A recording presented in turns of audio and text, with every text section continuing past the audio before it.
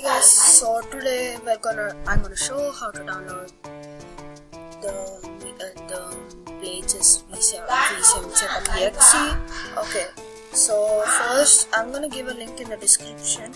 This is the link, mediafire.com file, enter, and then it's gonna take you to the page. You just press download 50.8 MB.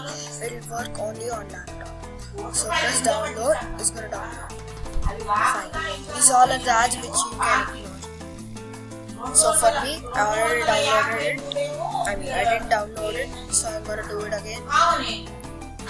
So okay, we don't want to do all this stuff. We're gonna again press download, remove the ads, and it'll start out here. ChessV8 setup.exe. 13, 14, 15, 16, 17, 18. It's gonna increase after downloading. See what you're supposed to do.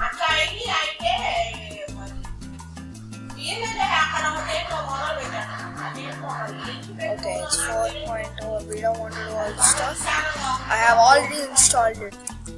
So see, I have already installed. After install, it's gonna show ChessV8. Open it.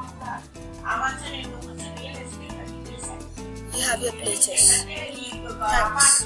Bye. Please subscribe our channel.